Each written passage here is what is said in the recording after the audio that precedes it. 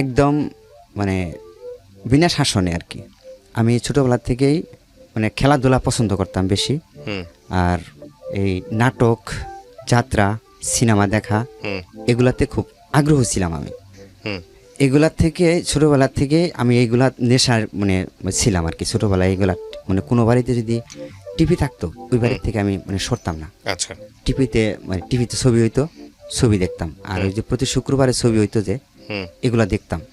আর গ্রামের মধ্যে রাত্রের বেলায় ওই বিসিআরসের যেগুলা বলে আর কি, ওই বিসিআরসের 3 টাকার টিকিট কেটে না প্রায় আর কি প্রতি বৃহস্পতিবারে শুক্রবারে এরকম আইনা দেখতো।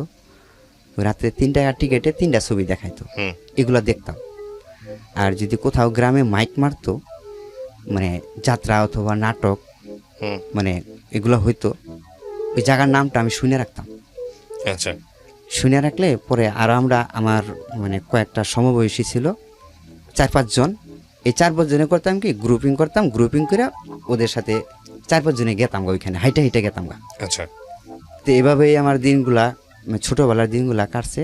আর যখন একটু বুঝতে শিখলাম মানে তখন আমার বাড়িতে আমার বড় ভাই, আমরা 4 ভাই বোন, আমি সবার ছোট ফ্যামিলির সবার ছোট আমি। আর আমার বড় ভাই বোন 2টা যে বিয়ে হয়েছে আমার বুঝমান হওয়ার আগে আমি দেখি নাই যে আমার বড় বোন 2টা যে বিয়ে হয়েছে। এটা আমি মানে এখন আমার স্মৃতিশক্তিতে মনে আসে না। আচ্ছা। যে আমার বড় বোনের বিয়ে খাইছি কি মানে এরকম বড় বোনের। তারপর আমি লেখাপড়া করতে পারিনি তেমন, কারণ লেখাপড়া করতে পারিনি কেন সেটা হয়েছে আমার বড় ভাইয়ের জন্য। মানে বড় ভাই একটা মেয়ের সাথে সম্পর্ক করছিল, সম্পর্ক করাকালীন পরে ওইখানে আমার মানে ফ্যামিলিতে অনেক বড় আর্থিক মানে জরিমানা লাগে, ওরা মানহানি কেস করছিল। আচ্ছা। মানে গ্রামে একটা বিচার হয়েছিল, ওই বিচারের মাঝখান থেকে মানে চেয়ারম্যান মেম্বার ওরা সবাই ছিল, ওইখান থেকে আমার বড় ভাইরে মানে উঠাইয়া নিয়ে আসছিল আমার মামা বিচার থেকে। উঠাইয়া নিয়ে আসার পরে চেয়ারম্যান মেম্বাররা মানে বাদী হয়ে আর মেয়ের মা যেটা আর কি ওই মেয়ের সাথে সম্পর্ক করতো, মানে দেখা করতে যায় গ্রামে যা হয় আর কি, ওই মেয়ের সাথে দেখা করতে যায় সন্ধ্যাবেলা দেখা করতে যায় মানে গ্রামে আর কি মানে গুজব রটাইছে যে মেয়ের সাথে এরকম খারাপ কাজ করছে। তখন আমি মানে এতটা বুঝি না আর কি, এখন বুঝি যে বড় ভাই কেন দেখা করতে গেছে, কি কারণে গেছে এখন হয়তো বুঝি, তখন তার এত কিছু বুঝি নাই।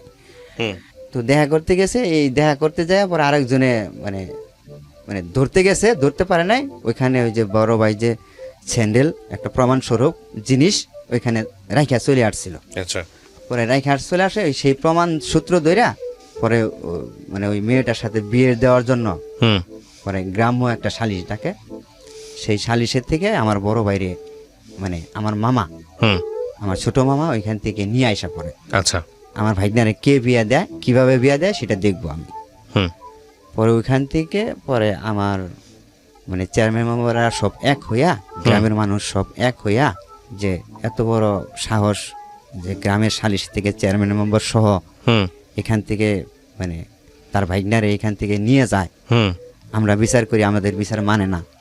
সেখান থেকে নিয়ে আসার পরে নিয়ে এসে বললো, পরে আমার ভাইয়েরে পাঠাইয়া দিল মানে অন্য এক জায়গায়।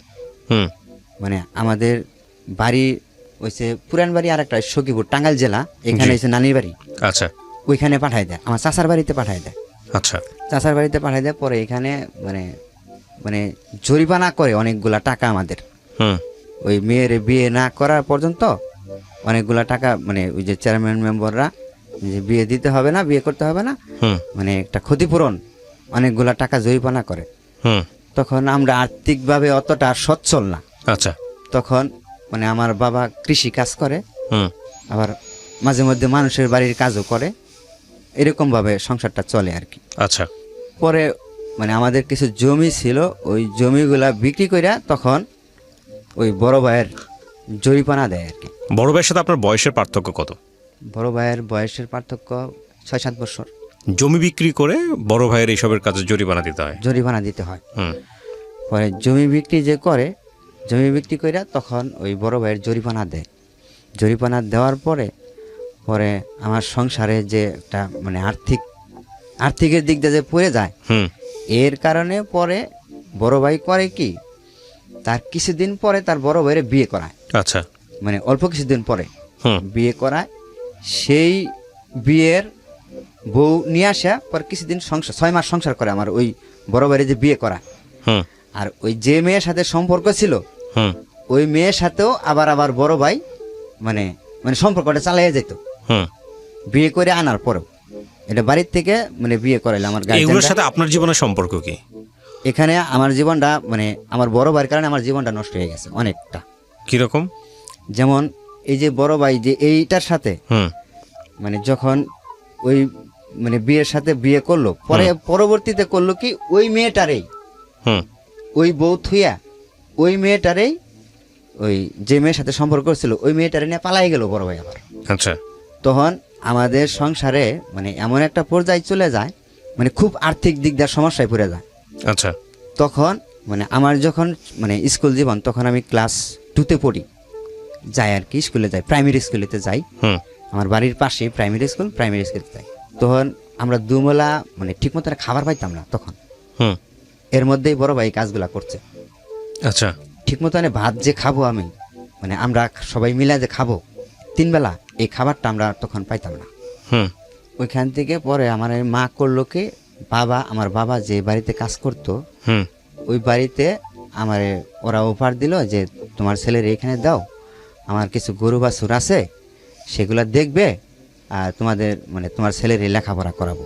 হুম হুম লেখাপড়া করাবো, তোমরা আমার টুকটাক কাজ মানে কাজগুলা করব, গরুগুলা দেখাশোনা করবে, মানে বিকালবেলায় আইসা আর সকালবেলায় স্কুলে যাবে, আমরা লেখাপড়া করাবো।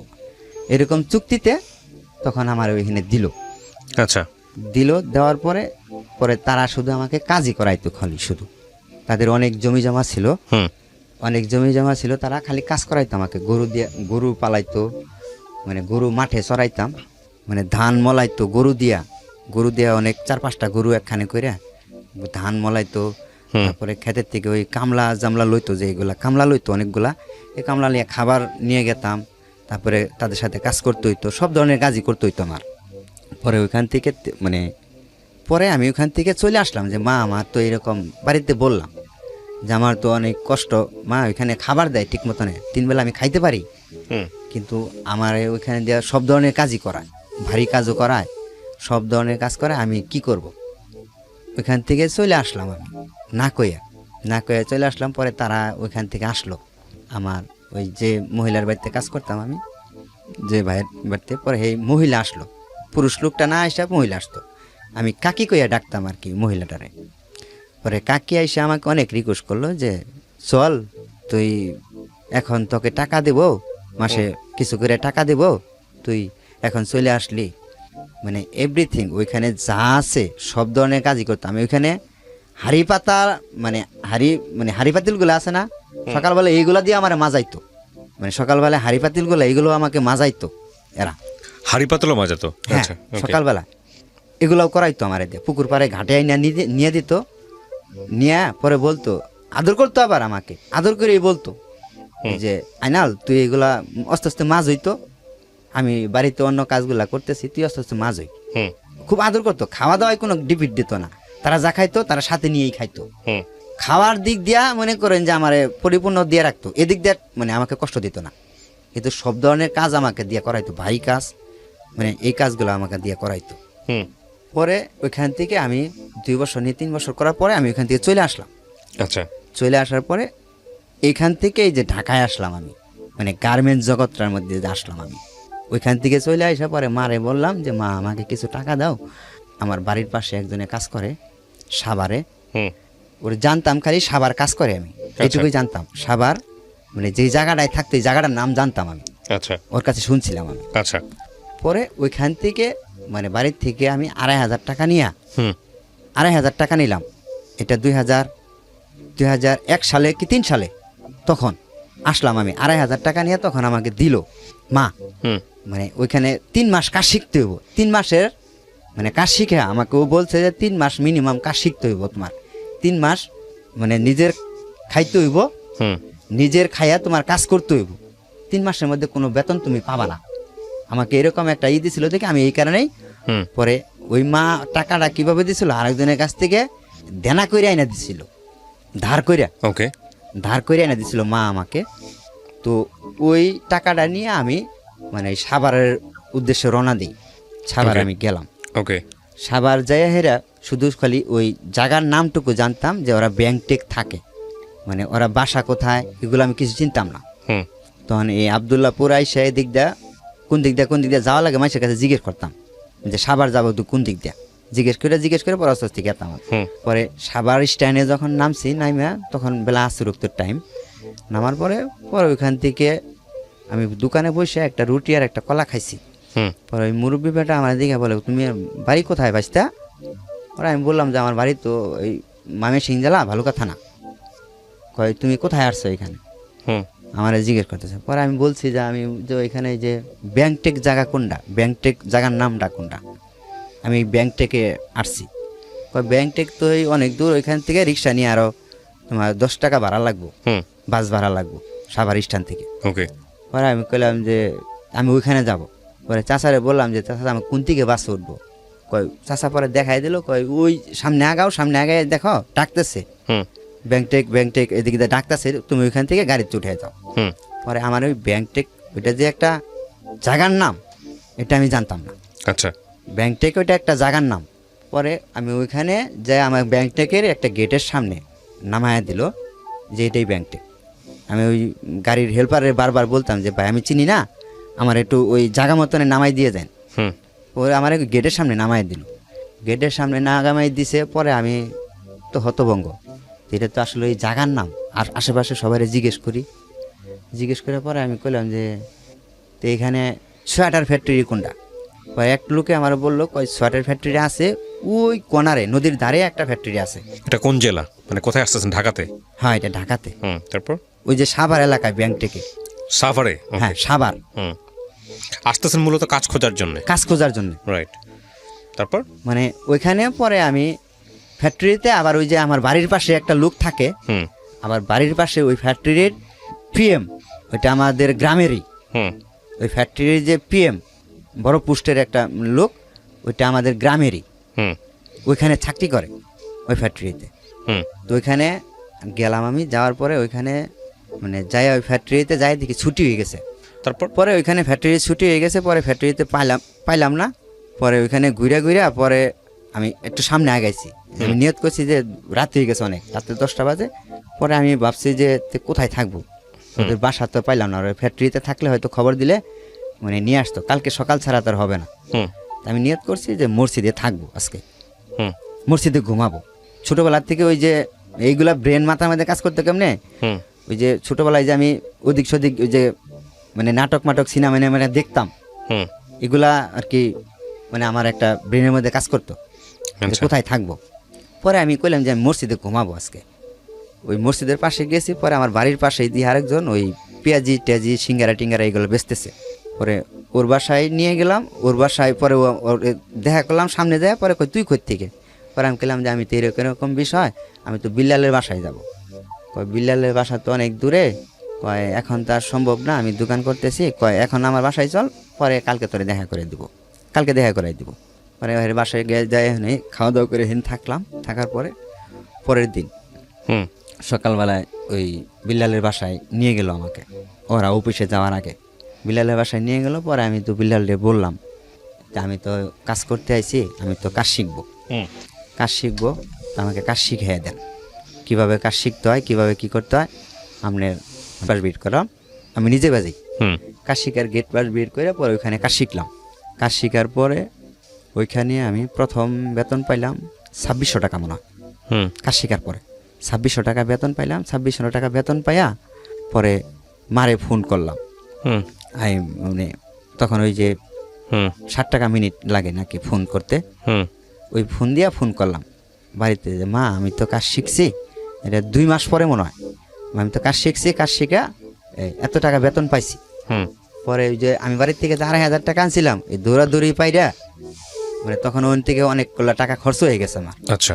পরে বাড়িতে মনে হয় আমি কিছু টাকা দিছিলাম, ওইখান থেকে কিছু টাকা দিয়া পরে আমি বাড়িতে পাঠাইছিলাম। ওই বিল্লালে যে বাড়িতে গেছিলো ওর সাথে আমি পাঠাইছিলাম, পরে আমি আর যাই নাই। পরে ওখান থেকে মানে ফ্যাক্টরিটা বন্ধ হয়ে গেল, পরে ওখান থেকে আবার রিটার্ন বাড়িতে আসলাম। হুম রিটার্ন জি। ফ্যাক্টরিটা বন্ধ হওয়ার পরে রিটার্ন বাড়িতে আইসা পরে বাড়ির পাশে একটা ফ্যাক্টরি চালু হয়েছিল ভালুকাতে, আমাদের ভালুকায় একটা ফ্যাক্টরি চালু হয়েছিল। ওইখানে আমি 1 বছর চাকরি করছি। চাকরি করাকালীন ওইখান থেকে পরে ব্যাগে যখন আসলাম গাজীপুরে, গাজীপুর থেকে আমার এই মানে সম্পর্কটা শুরু হইলো আর কি। কিসের সম্পর্ক? ওই বডি ফ্যাশন ফ্যাক্টরিতে যখন চাকরি নিলাম, চাকরি নেওয়ার কিছুদিন পরেই মানে আমি ওই ফ্লোরের মধ্যে একই ফ্লোরে 2টা বাক্স ছিল আর কি, একটা ফ্লোরেই 2টা বাক্স ছিল। জি। ওইটা ওই পাশে এক সেকশন, এই পাশে এক সেকশন। আচ্ছা।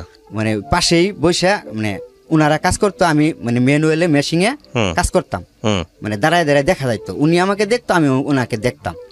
আমি মাঝে মধ্যে বাহির থেকে যে কেক টেক নিয়ে যে খাইতাম, খাওয়ার পরে উনি জিজ্ঞেস করতো তুমি বাসায় ভাত খাও না? উনিটা কি একটা মহিলা নাকি একটা পুরুষ?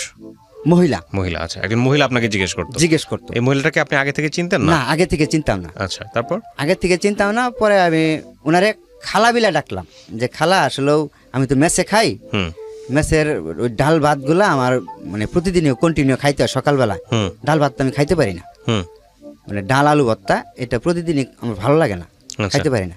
তা আমি এই কেক টেক আইনা খাই, টিফিন করি 10টার সময়। পরে এক কথায় দুই কথায় তাদের সাথে মানে ভালো একটা সম্পর্কে গেলাম আর কি, একটু ফ্রি হইলাম।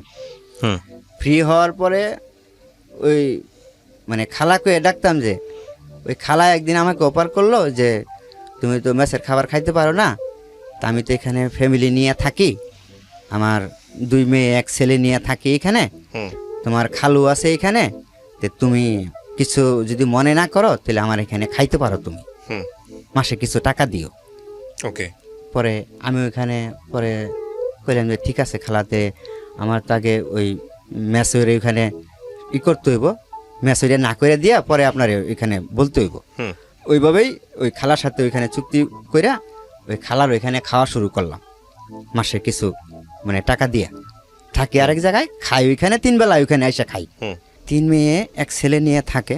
পরে যে খালার যে মেয়েগুলা 3 মেয়ে যে আমাকে ভাই বিলে ডাকতো আর কি, ওইখানে আমি 3 বেলা যায় টাইম টু টাইম খাইতাম। খালি সকালে মানে অফিসে যাওয়ার আগে 8টার আগে ওইখানে খাইতাম, আর দুপুরে লাঞ্চ টাইমে এসে 1 ঘন্টা লাঞ্চ টাইম ওইখানে খাওয়া দাওয়া করতাম। আর বিকালে 9টা 10টা ছুটি হইতো, 9টার সময় ছুটি হইতো, 10টায় ছুটি হইতো, এই সময় এসে খাওয়া দাওয়া করে আমি আলাদা জায়গায় থাকতাম, ওইখানে যেয়ে থাকতাম। মানে ওইখানে খালি 3 বেলা খাইতাম খালার ওইখানে। আচ্ছা। পরে ওইখানে প্রায় 1 বছর খালার ওইখানে খাওয়া দাওয়া করলাম। আর এর মাঝখানে ওই খালার যে 2টা মেয়ে ছিল, বৈশা গল্প গুজর করতাম, বৈশা ওদের সাথে এইভাবেই সম্পর্কে মানে গল্প করতাম, বৈশা বৈশা গল্প করতাম। পরে টিটকারি ফাজদামি মজা এগুলা করতাম। করার সময় পরে আমাকে ওই মানে কুলসুম যে মেয়েটা, খালার যে কুলসুম মেয়েটা, এই মেয়েটা আমাকে মানে বলল যে ভাই আমাকে কি দিবেন, সামনে তো ঈদের মধ্যে আপনি আমাকে কি দিবেন? পরে আমি কইলাম যে তুমি কি নিবা? কয় আপনি আমার বড় ভাই, তা আপনি আমার কি দিবেন? পরে আমি কইলাম তুমি যা নিয়ে খুশি, ঈদের মধ্যে ঈদের তুমি বড় ভাইয়ের কাছ থেকে ঈদ বোনাস নিবা, ঈদের গিফট নিবা, তুমি যা নিয়ে খুশি। পরে আমি ওই মেয়েটারে নিয়ে, খালার মেয়েরে নিয়ে কোনাবাড়ি মার্কেটে গেলাম। কোনাবাড়ি মার্কেটে যাওয়াকালীন পরে ওনারে একটা শাড়ি কিনে দিলাম, মানে কুলসুমরে একটা শাড়ি কিনে দিলাম, কুলসুমরে শাড়ি কিনে দিলাম। পরে আমাকে প্যান্ট শার্ট কিনে দেওয়ার জন্য মানে খুব রিক করলো, যে ভাই আম্মা বলছে আপনার প্যান্ট শার্ট কিনে দেওয়ার জন্য। পরে আমি কইছি না, তুমি ছোটো আমার, তুমি আমার প্যান্ট শার্ট কিনে দেবা কেন? আমি তোমারে মানে তুমি ভাই কইয়া ডাকো আমারে, আমি তোমারে একটা শাড়ি দিছি, ঈদের উপহার দিছি তোমাকে এটা। পরে আমি এখান থেকে ব্যাগে চলে আসলাম ওরে নিয়ে মার্কেট থেকে বাসায় আসলাম। বাসায় আসার পরে ওইখানে আমি খাওয়া দাওয়া করে গল্প করছি রাত্রের 11টা পর্যন্ত। রাত্রের 11টা পর্যন্ত গল্প করে পরে তাদের সাথে মানে এমন একটা ক্লোজ হইলো, আমার খুব ক্লোজ হইলো ওই খালার সাথে, খালার মানে সন্তানদের সাথে মানে খুব ক্লোজ হয়ে গেল। ক্লোজ যাওয়ার পরে এই ঈদের মধ্যে যেই ঈদ আসতেছে, ঈদের মধ্যে খালা আমাকে অফার করলো যে এই ঈদের ছুটিতে চলো আমাদের বাড়িতে বেড়াইতে যাই। ছুটি পাইছি 6 দিনের, চলো আমাদের বাড়িতে বেড়াইতে যাই। এর মাঝখানে যে ওই খালার মেয়ের সাথে মানে কোনো যে প্রেমের যে একটা গল্প টল্প এগুলো কখনো আমার সাথে হয় নাই। মানে জাস্ট খালি আন্তরিকতা, যেরকম ভালো মন্দ জিজ্ঞেস করা, মজা টজা করা, এগুলাই করতাম আর কি। এরকম মানে ভাবে আমি ভাই বোন হিসাবেই থাকতাম আর কি। পরে খালা আমাকে অফার করলো যে চলো আমাদের বাড়িতে যাই ঈদের মধ্যে বেড়াইতে। পরে আমি কইলাম যে আমার তো বাবা মা আছে, আমার বাবা মা কী কয় আমি শুনে নই।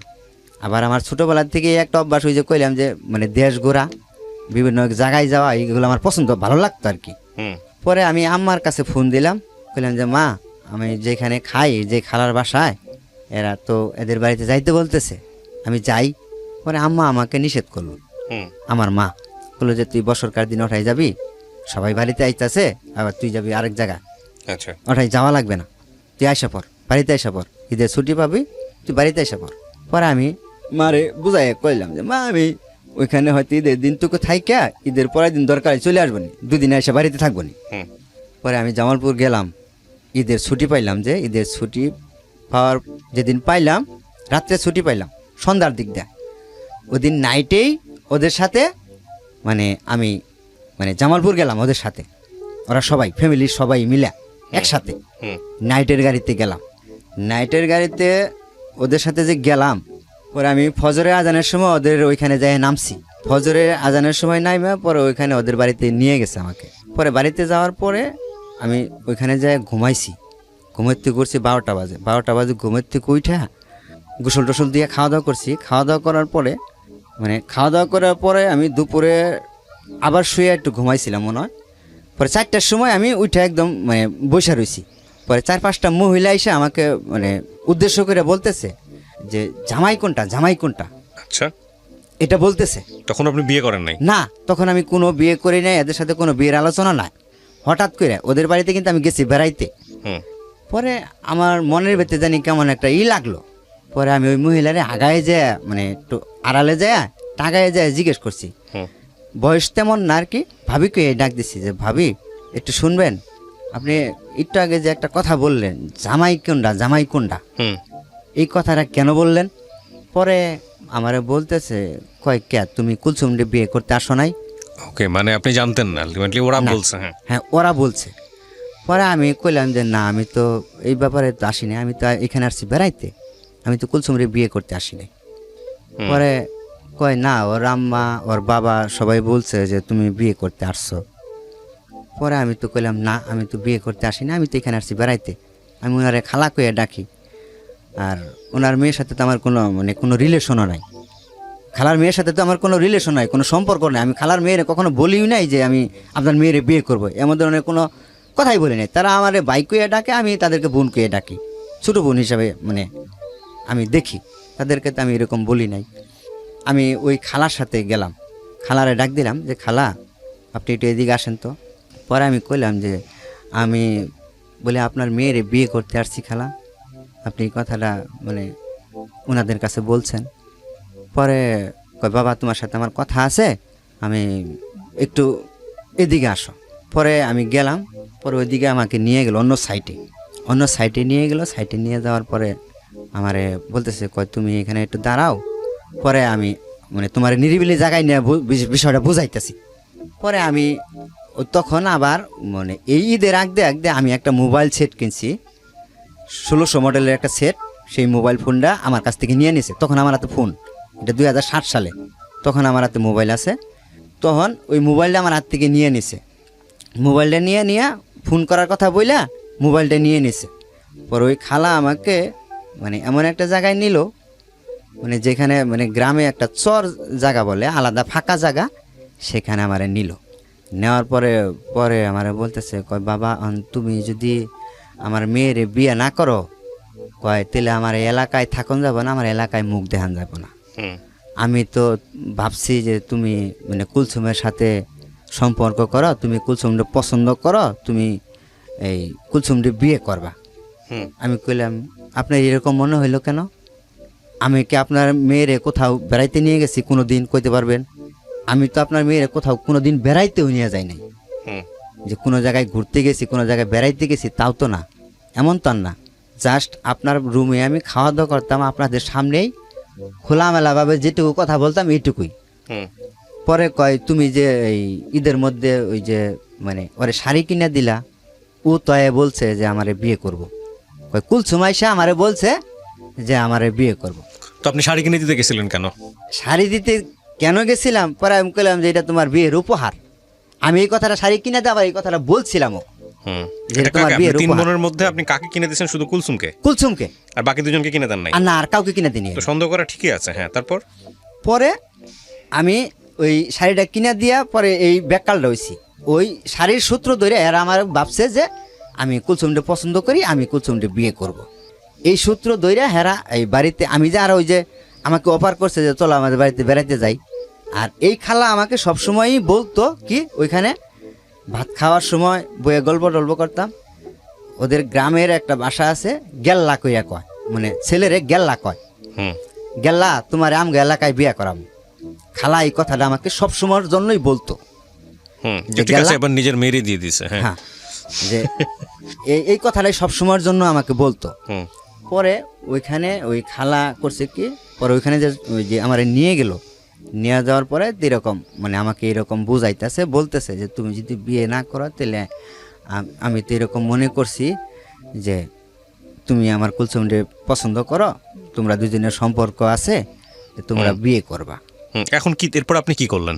পরে আমার মানে ডাইরেক্ট আমার হাতে পায়ে ধরে মানে কান্নাকাটি শুরু করে দিছে। হুম, পরে আমি কইছি খালা আপনি কান্দেন কেন? আমি তো আপনার মেয়ের কখনো বলি নাই যে বিয়ে করব, এরকম মানে সিচুয়েশন পরিচয় হয় নাই, এরকম মানে পরিবেশ হয় নাই যে আপনার মেয়েকে আমাকে বিয়ে করতেই হবে, হুম, এরকম পরিবেশ মানে এখনো হয় নাই। আমার বাড়িতে বাবা আছে, মা আছে, ভাই বোন সবাই আছে। আপনার মেয়ের আমি বিয়ে করে নিয়ে বাড়িতে উঠাইতে পারবো? আর আমার বইয়ের বয়স হয়েছে এখন, আমার বিয়ের বয়স তো এখন হয় নাই, আমার বয়স কেবল 17-18 বছর, আমার বিয়ের বয়স হয় নাই। তো যদি আমার বিয়ে করার ইচ্ছুক থাকে তে আমার গার্জিয়ান আছে, আমি তাদেরকে বলবো, তারা আমার জন্য মেয়ে দেখবে, তারা তাদেরকে মেয়ে দেখে আমি পছন্দ করে বিয়ে করব, এরকম বলছি। পরে ওইখানে রাত্রে 10টা পর্যন্ত এই খালা কান্নাকাটি আমার মানে হাতে পায়ে ধরে, তুমি যদি আমার মেয়ের বিয়ে না করাতে আমার মেয়ে বিষ খাওয়াবো, এইটা খাবো সেইটা খাবো, মানে কত কিছু দেওয়া যে। তখন আমার মাথার মধ্যে উল্টা একটা কাজ করলো কি, আমি এখান থেকে বিয়ে হয়তো আমার দিল আমি যদি বাড়িতে না নিয়ে যাই, এদের সাথে প্রকাশ না করলাম, আমি এটা আমি মনে মনে মানে একটা বুদ্ধি করলাম যে রাত যত গভীর হইতেছে, এরা যদি আমি মানে মানে আমার মাথায় ভয় ঢুকে গেল কেন, যে আমার মানে এখানে আমি পরিচিত নাই, কেউ নাই পরিচিত, হুম, শুধু তাদের বাড়িতে আমি ঢাকার থেকে পরিচয় হিসাবে এখানে আসছি। আমি যদি আমার রাত্রে মারধর করে, এরকম মনের ভিতরে ভয় নিয়ে পরে আমি তাদের কথায় কইলাম যে ঠিক আছে, আপনারা ধরেন বিয়ে দেওয়ার জন্য পাগল হয়ে গেছেন, আপনার মেয়ে যখন বিয়ে দেওয়ার পাগল হয়ে গেছে, যে আপনার বিয়ে দেন। পরে এই কথা বইলে আমাকে বাড়িতে নিয়ে আসলো। বাড়িতে নিয়ে এসে দেখি মানে তারা সব কিছু অ্যারেঞ্জ করে নিছে, বাড়িতে কাজী মানুষজন সব কিছুই। পরে আমি একটা সেন্টু গেঞ্জি গাইদা ভাই ওইখানে বাড়িতে যাইয়া ওই খালার সাথে যাইয়া উঠানের মধ্যে পাটি পুটি বিছাইয়া ওই মেয়েরাও সাজাই সুজাইয়া রাখছে তারা। হুম, এই খালা এই ফাঁকে আমাকে নিয়ে যে কথা বলছে রাত্রে 10টা-11টা পর্যন্ত এই চটানের মধ্যে কান্নাকাটি কইরা, এরা এমন দেয় এই মেয়েটা সাজায় রাখছে কুলসুমটাও হুম, সাজায় রাখা। পরে আমার রাত্রে 12টার সময় মানে বিয়ের পিড়িতে একটা সেন্টু গেঞ্জি গায়ে দিয়া, মানে নতুন একটা সেন্টু গেঞ্জি গায়ে আর লুঙ্গি পরনে, হুম, মানে গরমের দিন তো সেন্টু গেঞ্জি গায়ে ছিল আমার। পরে আমি ওইখানে এসে বসলাম, বসার পরে ওইখানে ওদের একটা স্বাস্থ্য ভাই ছিল, ওই কুলসুমের স্বাস্থ্য ভাই ছিল, সে আমার নাম ধরে বললো জাইনাল তুমি এই পশ্চিম দিকে ঘুরে এইখানে সামনে বসো। হুম, তা আমি ওখানে কোনো কথা বলতেছি না, ওরা যা বলতেছে যা করতেছে মানে ওদের কথা মতো চলতেছি। পরে যখন মানে কাজী সাহেব আমাকে জিজ্ঞেস করলো যে তোমার এই ভয়ভীতি দেখায় কি বিয়ে করতেছে, বিয়ে দিতেছে এরা? তখনও কি আপনি স্যান্ডো গেঞ্জি পরা? হ্যাঁ, তখন আমি সেন্টু গেঞ্জি পরা। ওকে। তখন আমার মাথার মধ্যে কাজ করতেছে না যে আমি কি করতেছি, হুম, মানে এই মহিলার কান্না কাটিয়ে এই মহিলার মানে এত কিছু করাতে আমার মাথার মধ্যে এতটুকু জ্ঞান আসতেছে না যে আমি কি করব এখন, মানে এইটুকু সেন্স আমার মানে হারাইয়া গেছে। পরে মানে আমার মাথার মধ্যে সেন্সটুকু আসতেছে না, হুম, আমি কাজীর মুখের দিকে চাই রয়েছি যে আমি এখানে কি বলবো, মানে আমার ভিতরে একটা ভয় ঢুকে গেছে নিজের থেকেই হুম, যে আমি যদি এখানে আসলেও না করি, তো রাত গভীর, হুম, 12টা-1টা বাজে গেছে গা, যদি মার দূর শুরু করে কি বলবো আমি। পরে আমি কাজীরে বলছি যে না আমি ইচ্ছা করে বিয়ে করতেছি, হুম, এই কথাটা বলছি। পরে কাজী আমার মুখের দিকে চাইছে, পরে আমার ভোটার আইডির ফটোকপি চাইছে। পরে আমি কইছি যে ভোটার আইডি তো আমার নাই, হুম, আর ভোটার আইডি আছে কিন্তু আমি অস্বীকার করছি নাই আমার কাছে, মানে আমি কইছি নাই। হুম, পরে ওইখানে তারা মানে কিভাবে কি কইরা জানি 1 লাখ টাকা মানে 1 লাখ টাকা কি জানি করলো, তখন মানে কাবিন করলো 1 লাখ টাকা, হুম কত টাকা জানি ওয়াসিল দিল।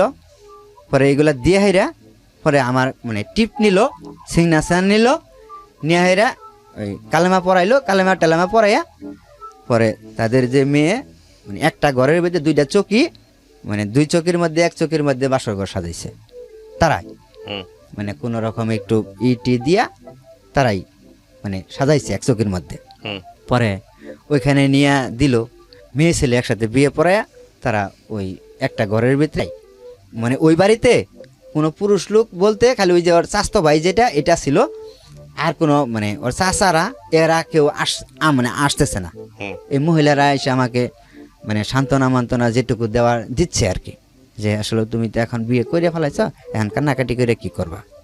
আমি ওইখানে পরের দিন মানে ওইভাবেই ঘুমাইলাম, ওইখানে কান্নাকাটি করে আমি ঘুমাই গেলাম। পরের দিন সকালবেলায় আমি উঠলাম ঘুমের থেকে, উইটা পরে আমি একটা কথা চিন্তা করলাম যে আমি যে বিয়ে আমাকে দিছে, যে আমি কথা যদি বাড়িতে জানাই তো আমার বাড়িতে মা খুব খারাপ অবস্থা হবো।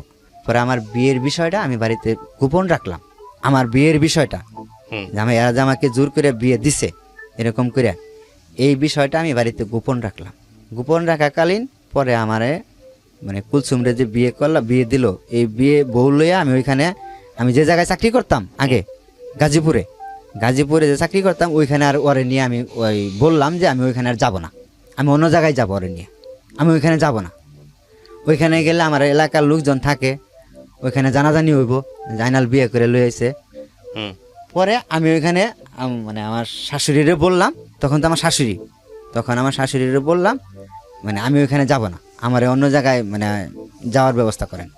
ওই মেয়ের যে চাচা থাকে একটা, মানে আমার সমবয়সী, সেও বিয়ে করছে, মানে আমার থেকে বয়স বেশি কিন্তু সে বিয়ে করছে, তারও কোনো বাচ্চা কাচ্চা হয় নাই, মেয়ের চাচা হুম মানে আমি যারা বিয়ে করছি ওর চাচা। পরে ওরা থাকে এই যে বাস্তহারা, পরে ওদের সাথে আমাকে বাস্তহারা পাঠাইলো। আর পরের দিন আমাকে একটা আংটি দিল, মানে ছোট একটা আংটি, কয় হাজার টাকা দিয়ে না আইনা আমাকে দিল, এই তুরি আমাকে মানে দিল ওইখানে। আর যেদিন আমরা আসলাম আবার বাস্তহারা, সেদিন আমাকে একটা তুষক আর একটা মানে কম্বল সাথে করে দিয়ে দিল। হুম দেওয়াকালীন পরে এখানে আইসা পরে রইলাম, একটা রুম নিয়ে দিল আমাদেরকে ওই মেয়ের চাচা, ওই রুমের মধ্যে মানে ওরে নিয়ে থাকলাম। হুম তখন মানে চাকরি নাই, আমার নতুন এক জায়গায় আছি, চাকরি নাই। তখন কিছু চাল ডাল দিয়ে দিছিল ওইখান থেকে, মানে বাজার দিয়ে দিছিল, আর কিছু টাকা দিয়ে দিছিল, ওইগুলাতে বাজার করি। হুম আর ও রান্ধে, লাকড়ির চুলা লাকড়ি কিনে দিছি, ওই মেয়েটা রান্নার পরে আমি ওইখানে খাওয়ার পরে এরকম 10-15 দিন গেল। 10-15 দিন যাওয়ার পরে আমার ভাবতেছি যে আমার তো চাকরি নেওয়া লাগবে, তো পয়সা খাইলে চলবো না, হুম চাকরি নিতে হবে। পরে আমি চাকরি নেওয়ার জন্য গেলাম, আরেকটা অফিসে চাকরি নেওয়ার জন্য গেলাম ওইখানে, সেখানে চাকরি হইলো না, সেখানেও চাকরি হইলো না। বাসায় গেলাম, বাসায় যাইয়া পরে কই চাকরি তো হইলো না, কি করা, হুম কইতে আরেকখানে দেখো। পরে আমি ওইখানে আরেকটা ফ্যাক্টরিতে চাকরি হইলো, আমার আরেকটা ফ্যাক্টরিতে চাকরি হইলো, ইন্টারভিউ দিয়ে চাকরি হইলো। পরে ওইখানে চাকরি নিলাম, চাকরি নেওয়ার পরে এখানে 3 মাস ছিলাম বাস্তহারাতে। আমি হুম চাকরি মানে নিয়ে 3 মাস ছিলাম। এই 3 মাসের মধ্যে আরেকটা মানে জানলাম কি, আমি যারে বিয়ে করছি সে তার আগে একটা বিয়ে হয়েছিল, হুম মানে আমার আগেও আরেকটা বিয়ে হয়েছিল। এই কথাটা আমি মানে এখান থেকে জানলাম যে তুমি যারে বিয়ে করছো এর তা আগেও একটা বিয়ে হয়েছিল। এটা বললো কে আমাকে, মেয়ের যে চাচি আছে না, এই মেয়ের চাচি আমাকে বললো যে তুমি যারে বিয়ে করছো। এটা কয় মাস পরে জানলেন বিয়ের? এটা 3 মাস পরে, এটা 3 মাস পরে আমি জানলাম। জানার পরে আমি তখন থেকে একটা সিদ্ধান্ত নিয়েছিলাম যে এই মেয়ে আমার বাড়িতে যাবে না, মানে মনে মনে একটা সিদ্ধান্ত নিয়েছিলাম যে এই মেয়ে আমার বাড়িতে যাবে না। এরা আমার সাথে ফ্লট করে বিয়ে দিছে, এটা আমি ফ্লট করে এখান থেকে রেখে যাব, মানে এরকম একটা মাথার মধ্যে আমার কাজ করলো। হুম পরে আমি ওইখান থেকে পরে ওরে বললাম যে তুমি তোমার আম্মার কাছে যাও, আমি অন্য জায়গায় চাকরি করব, তোমার আম্মার কাছে যাও, আমি অন্য জায়গায় চাকরি বাকরি নিয়ে পরে রুম টুম নিয়ে পরে তোমার ওইখান থেকে নিয়ে আসিল। হুম আমি ওরে পাঠাইলাম ওইখানে। পরে ও তো যাবে না, আমার ছাড়া যাবে না, বুঝতে পারছেন, হুম ও আমার ছাড়া যাবে না। আমি ওরে পাঠাইতে চাই, ও যাবে না, আমি কইলাম যে তুমি যাবা না কেন, তুমি ওইখানে যাও, তোমার আম্মা তো এখানে চাকরি করতেছে, তুমি ওইখানে কিছুদিন থাকো, আমি কিছুদিন এখানে চাকরি নিয়ে একটা বেতন পাই তোমার যাই নিয়ে আসবো অন্য জায়গায়, মানে আমার ছাড়া যাবে না, যাবেই না। তখন আমার ভিতরে একটা কাজ করতো কি, তখন ওই বাড়ির থেকে আমাকে ফোন দিত বারবার, ওই যে বাড়িতে যে আমি যাই নাই 5-6 মাস ধরে আমি বাড়িতে যাই না, মা আমাকে ফোন দেয়, বড় ভাই আমাকে ফোন দেয় যে কিরে তুই বাড়িতে আসস না কে, তোর কি হয়েছে। কিন্তু এদিক দিয়ে যে আমি এই জালে ফাইসা গেছি এটা হেরা কেউ জানে না। বাড়ির থেকে আমাকে ফোন দেয়, আমি বলি যে আসবো এই মাসে না, সামনের মাসে বেতন পেয়ে আসবো, এরকম খালি মিথ্যা কথা কইয়া বাড়াই রাখতেছি। পরে আমি এখান থেকে যাই হোক পরে ওইখানে গেলাম আমি, এটা 5 মাস নিয়ে 4 মাস পরে, আবার 4-5 মাস পরে আমি যে জায়গায় আগে থাকতাম, যে জায়গার থেকে ওই যে ওদের সাথে সম্পর্ক হইলো, ওই জায়গায় গেলাম গাজীপুরে চৌরাস্তা, ওইখানে কুলচুমরে নিয়ে গেলাম। কুলচুমরে নিয়ে যাওয়ার পরে ওর মা বললো যে তোমাদের কোথাও যাওয়ার দরকার নাই, তোমাদের তো চাকরি বাকরি নাই, তোমরা এখানেই রুম নিয়ে দেই, এখানেই খাও, চাকরি বাকরি পরেরটা পরে দেখা যাক, চাকরি এখন হইলে হোক, না হইলে আমারটা এখানে খাইবা। আমার এরকম বলতেছে ও, মানে তাতে রাজি। আমি যারে বিয়ে করছি কহ আমি আমার সাথে থাকবো, তুমিও থাকবা, কয় তোমার চাকরি করা লাগবে না, যখন চাকরি হয় তখন, এখন তো তোমার চাকরি নাই, তুমি কি খাওয়াইবা, আমাকে এইগুলা বলতেছে। পরে আমি কইলাম যে কথা তো ঠিকই, আমার অন্য জায়গায় যে নিয়ে যাব খাওয়াবো কি। পরে আমি ওইখানে রাইখা পরে আমি কইলাম যে বাড়ির থেকে আসি, তোমার এখন বাড়িতে নিয়ে যাওয়া যাইবো না, আমি বাড়ির থেকে আসি, তুমি বাড়িতে গেলে এখন সমস্যা হইব, তোমার বাড়িতে পরে নিতে হইব, বাড়িতে বুঝাই, আমি বিষয়টা বাড়িতে জানাই নেই, তোমার বিষয়টা আমি বাড়িতে জানাই নেই, এখন তোমাকে বাড়িতে নেওয়া যাবে না। ওইখানে থুয়ে আমি বাড়িতে গেলাম, বাড়িতে যাই ওই বিষয়টা মানে প্রকাশ করলাম না, আমি আমার কারোর সাথেই প্রকাশ করলাম না। প্রকাশ না করাতে পরে আমি আবার চলে আসলাম ওইখান থেকে। চলে আসার পরে এখানে আসলাম, এখানে আসার পরে এটা এক কথায় 2 কথায় জানাজানি হয়ে গেল, আমার যে এলাকার মানুষ থাকে তারা জিনিসটা জানাজানি হয়ে গেল গা, তাদের কানে পর্যন্ত পৌঁছে গেল যে আমি যে বিয়ে করছি ওই খালার মেয়েরে, প্রচলিত হয়ে গেল গা। পরে খালার মেয়েরে বিয়ে করছি, 1 কান 2 কান কইতে কইতে পরে বাড়িতেও এই খবরটা চলে গেল। বাড়ির থেকে আমার ফোন দিয়েছে, মানে ভাই ফোন দিয়েছে যে কিরাইনাল তুই বলে বিয়ে করছস। পরে আমি অস্বীকার করছি যে না বিয়ে করি নাই। সবাই কইতেছে তুই বিয়ে করছ, তুই অস্বীকার করস। অস্বীকারই গেছি যে না বিয়ে করি না ভাই, এটা পরে আমি বিষয়টা বুঝাইয়া বলি না তোমার। অস্বীকার তো অস্বীকারই, পরে আমি আর মানে কিছু বলি নাই। পরে এরা ডিটেললি ভালো করে খবর লইছে আসলে ওকে আনালে বিয়ে করছে, আনালে মিশা কথা কইতেছে না এরাই মিশা কথা কইতেছে। পরে বাড়ির থেকে খবর নিয়ে দিয়ে আসলো আমি বিয়ে করছি। পরে মা অনেক কান্নাকাটি করলো, কান্নাকাটি করার পরে যে তুই বিয়ে করবি, তে তোর বাড়িতে বড় ভাই আছে, সবাই আছে, বড় বোন জামাইরা আছে, তাদেরকে বলতি তোর বিয়ে করাই দিত, তুই একা একা কেন বিয়ে করলি। মারে এই বিষয়টা আমি বুঝাইতে পারি নাই। এখন পরে এখান থেকে পরে এই মেয়ের সাথে মানে যে বিয়ে করছিলাম, পরে এই মেয়ের সাথে যেমনি হোক মানে একটা ঝগড়া সৃষ্টি হইয়া হেরা, পরে তারা একটা আপসে চলে আসলো। আপসে পরে আসলো এই মেয়ের সাথে থাকাকালীনই পরে আমি এই মেয়ের এই জায়গায় থুইয়া, এটা জিরানি এলাকায় আমি চাকরি নিলাম, জিরানি এলাকায় যখন গেলাম তখন মানে যে মেয়ের সাথে আমি প্রেম করলাম এই মেয়ের সাথে আমার মানে রং নাম্বারে কথা হইলো, একটা ফোন থেকে ফোন আসলো রং নাম্বারে, ফোন আসলো রং নাম্বার থেকে। পরে তার সাথে 1 দিন 2 দিন কথা বলতে বলতে তার সাথে কথা বলা শুরু করলাম রং নাম্বার থেকে। যখন আমি এই মেয়েটারে ছাইরা অন্য জায়গায় গেলাম, ওই জিরানিতে চাকরি নিলাম, তখন ওইখানে যাওয়ার কিছুদিন পরেই এই মেয়ের সাথে রং নাম্বার থেকে একটা ফোন আসে আমার। ফোন আসার পরে এই মেয়েটার সাথে আমার পরে এই মেয়েটার সাথে পরে কথা বলতে পরে এই মেয়ের সাথে আমি সম্পর্কে মানে মোটামুটি আগাইলাম। তখন এর সাথে কিন্তু সারাসারি হয় নাই, প্রথম সারাসারি হয় নাই। পরে এর সাথে কথা বলতে মানে এর সাথে মানে অনেক গভীরে চলে গেলাম। মানে এও আমার সাথে দেখা করলো, আমিও তার সাথে দেখা করলাম। আমি কয়েকটা প্রশ্ন করতে চাই আপনাকে, প্রশ্নের উত্তর দিলেই হবে। আপনি এই মেয়েটাকে কি পরবর্তীতে বিয়ে করেছেন, যে মেয়েটার সঙ্গে আপনার পরিচয় হলো? হ্যাঁ। মেয়েটাকে জানাইছিলেন, দ্বিতীয় স্ত্রীকে জানাইছিলেন যে আমার একটা প্রথম স্ত্রী আছে? হ্যাঁ। জানাইছিলেন? হ্যাঁ। আপনি বিবাহিত এটা জানিয়েছিলেন? হ্যাঁ। জানার পরেও আপনি তাকে বিয়ে করেছেন? হ্যাঁ। এবং সে বিয়ে করছে আপনাকে? হ্যাঁ। সে কি ম্যারিড ছিল? তারও কি বিয়ে ছিল? হ্যাঁ। ও ওকে, আপনার প্রথম স্ত্রী জানতো যে আপনি এরকম একটা কাজ করছেন? তাকে জানাইছিলেন? না, সেটা পরে না, জানান নাই? জানাইনি। আচ্ছা, আপনার প্রথম স্ত্রী জানলো কিভাবে?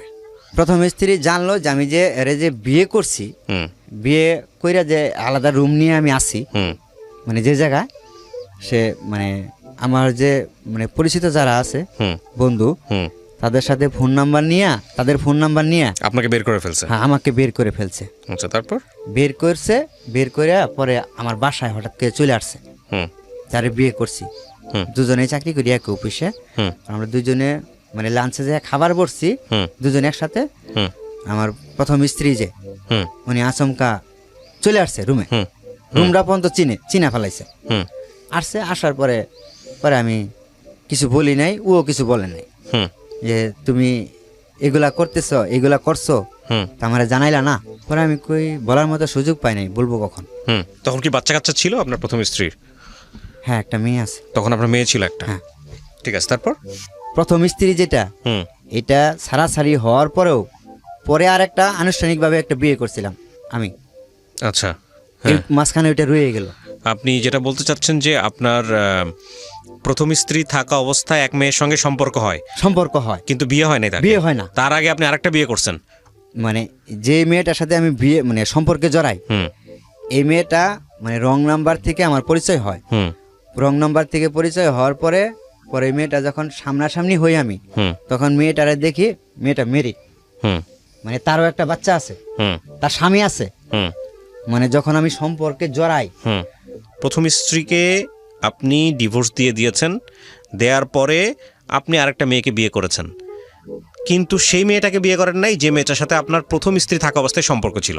কথা ক্লিয়ার? ছিল। হ্যাঁ, কথা ক্লিয়ার হয়েছে? কিন্তু- কিন্তু আবার কি? আমি বিয়ে করতে চাইছিলাম, হ্যাঁ। যখন এটা সারাসারি করলাম, হুম মানে এই বউটা যখন আমি কাকে সারাসারি বিয়ে করতে করলাম, চাইছিলেন? যে প্রেমিকা তাকে বিয়ে যে করতে প্রেমিকা, হ্যাঁ, তাকে বিয়ে করতে চাইছিলেন, তাকে বিয়ে করতে চাইছি। কিন্তু আপনি বিয়ে করেন নাই? না সে বিয়ে করে নাই? না, সে বিয়ে করে নাই। কেন করে নাই? সে মানে আমার সাথে সম্পর্ক করাকালীন, আর এই মেয়েটার আমি যে অফিসে চাকরি করি, এর চাকরি নিয়ে দিয়েছি, মানে দেখভাল যত ভরণ পোষণ সব কিছু আমি করছি।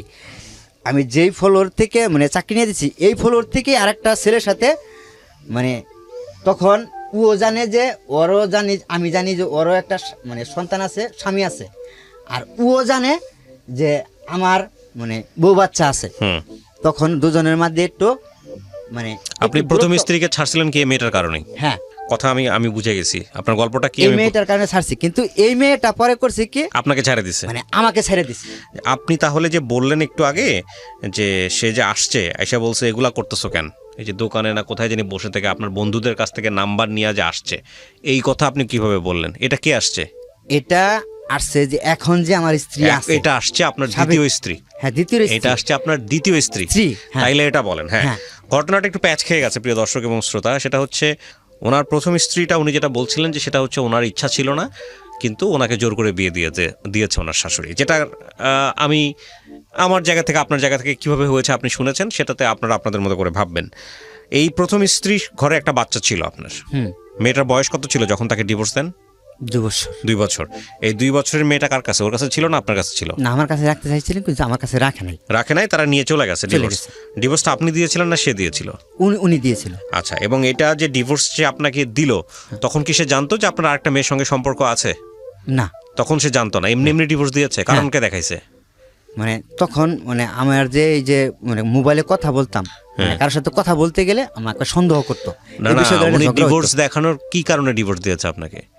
পেপার পাইছেন? ডিভোর্সের পেপার পাইছেন? হ্যাঁ, কাগজপত্র পাইছেন? সেটা মানে সবার সম্মুখে হয়েছে।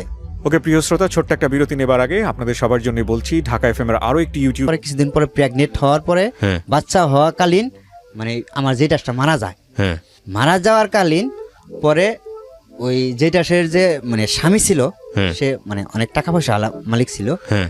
আমার যে বউ ছিল সেটা মানে দেখতে একটু ভালো ছিল, সুন্দর সুন্দর ছিল। মানে প্রথম স্ত্রীর সঙ্গে সে সম্পর্কে জড়ায় পড়ে? মানে সম্পর্কে জড়ায় না। তাহলে অন্য একজনকে বিয়ে করছে? হ্যাঁ, বিয়ে করে নাই, বিয়ে করে নাই, তার সাথে ভাইগে গেছে। ভেগে গেছে। আচ্ছা, ইন দ্য মিন টাইম আপনি আনুষ্ঠানিকভাবে একটা মেয়েকে বিয়ে করছেন? হ্যাঁ, তার এটা 2 বছর পর। তার 2 বছর পর। আচ্ছা, যে মেয়েটাকে আপনি বিয়ে করছেন, এই মেয়েটা কি পারিবারিকভাবে বিয়ে হয়েছে নাকি আপনি সেখানেও প্রেম করে বিয়ে করছেন? আমার দিক থেকেই বিয়ের আলোচনাটা হয়েছে আর কি। দ্বিতীয় স্ত্রীও আপনাকে পছন্দ করতো আগে থেকে? পছন্দ করতো। সেটা কত দিনের পছন্দ? সেটা কয়দিনের মাস। মধ্যে বিয়ে করছেন? পরিচয়ের কয়দিনের 3 মধ্যে? মাস। 3 মাস। আচ্ছা, এবার আসেন একটু। এই মেয়েটাকে আপনার জীবন সম্পর্কে জানতো কত, যে একটা বউ ছিল, একটা হ্যাঁ। বাচ্চা ছিল, এবং এই যে একটা সম্পর্কে জড়াইছেন, এটা কি জানতো? জানতো না? হ্যাঁ জানতো। যাকে বিয়ে আমার করার একটা- কথা ছিল তার সম্পর্কে জানতো? মানে যে না। দ্বিতীয় স্ত্রী হওয়ার কথা ছিল তার সম্পর্কে জানতো? না না না সেটা জানতো না। না, আচ্ছা, সে এখন যার কথা সাথে হচ্ছে প্রেম করি হ্যাঁ। মানে তার সাথে জানতো জানতো না। এবার আমাকে আপনি বলেন, এই সংসারটা চলাকালীন সময়, মানে দ্বিতীয় স্ত্রীকে বিয়ে করার সংসারটা চলাকালীন সময় কখন আপনার ওই যে প্রেমিকা, যাকে আপনি পছন্দ করতেন, সে আবার কখন ব্যাক করলো? কত বছর পরে? দ্বিতীয় সংসারটা শুরু হওয়ার কতদিন পরে? মানে আমি মেয়েটারে যখন বিয়ে করছি তার 1 সপ্তাহ পরেই আমাকে ফোন দিছে। ফোন দিয়ে কি বলে? তখন আমাকে বলতেছে যে মানে অপরিচিত একটা নাম্বার দিয়ে ফোন দিছে। তখন আমার বলছে যে তুমি অমুক? আমি কই, হ্যাঁ আমি তো অমুক। পরে আমি ওর কথা শুনে বুঝা ফেলাইছি তুমি কি কহা। আমি বললাম যে তুমি কই আছো? তুমি তো হঠাৎ করে এত বছর পরে, 2 বছর 2.5 বছর পরে হঠাৎ করে আমাকে মনে করলা, কি মনে করে? পরে আমি তখন শ্বশুর বাড়ি, ওই শ্বশুর বাড়িতে আমি তখন মানে ওইখানে ফিরে নিতে গেছি আমি 1 সপ্তাহ পরে। পরে আমি কইলাম যে আমি তোমার সাথে পরে কথা বলতেছি, আমার সাথে মানে এখন সময় নাই, আমি সময় করে তোমাকে ফোন দেবো। এ কার নাম্বার? পরে আমি নাম্বারটা বলো যে এটা আমার নাম্বার, তুমি যে কোনো মুহূর্তে ফোন দিতে পারো। পরে আমি ওইখান থেকে রিটার্ন আসলাম। পরে এই মেয়েটা আমার সাথে যোগাযোগ মানে করা শুরু করলো। পরে আমি তার সাথে কন্টিনিউ কথা বললাম, মানে মানে যা জীবনের ঘটনাগুলা যে যার সাথে যা ঘটছে 2 বছরের মধ্যে। আপনি ওকে জিজ্ঞেস করলেন না তুমি কি হ্যাঁ, বিয়ে জিজ্ঞেস করছো করছি। কিনা?